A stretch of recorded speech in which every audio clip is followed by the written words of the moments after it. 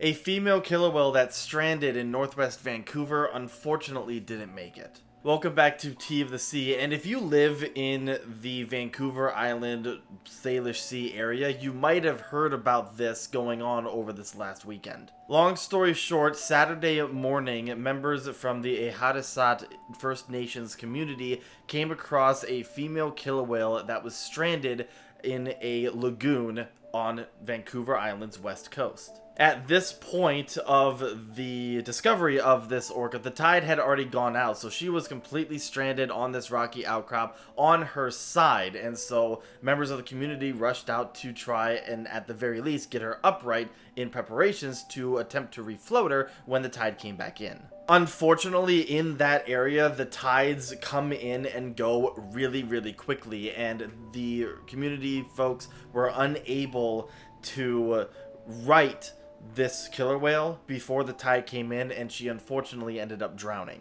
And if this situation wasn't already unfortunate enough, this female, who was identified as T109A3, also known as Spong, has a calf. The calf, who I believe is a female, is a year and a half old. She was born in 2022, and she was Spong's first and now only calf. The calf itself is still alive. She is doing okay despite, the loss of her mother, and as far as I know, she is still swimming in the lagoon, calling out to her mother. Now, the good news surrounding the calf is that she is at that age where she doesn't necessarily rely solely on her mother to stay alive and stay fed. She is at that age where she probably wasn't nursing and was beginning to eat food like seals and sea lions and things like that. But when it comes to really young calves, the death of their mother really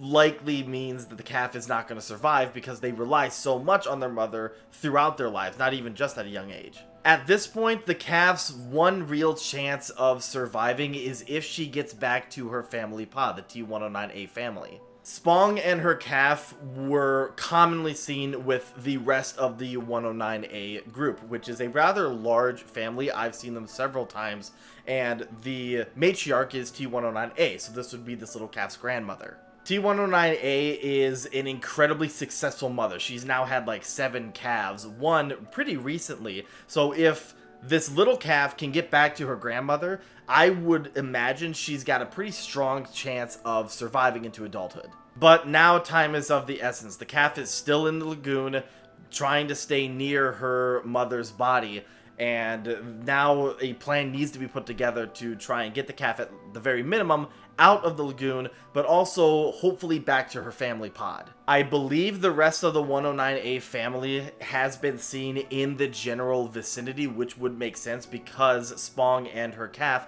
were often traveling with the rest of the family.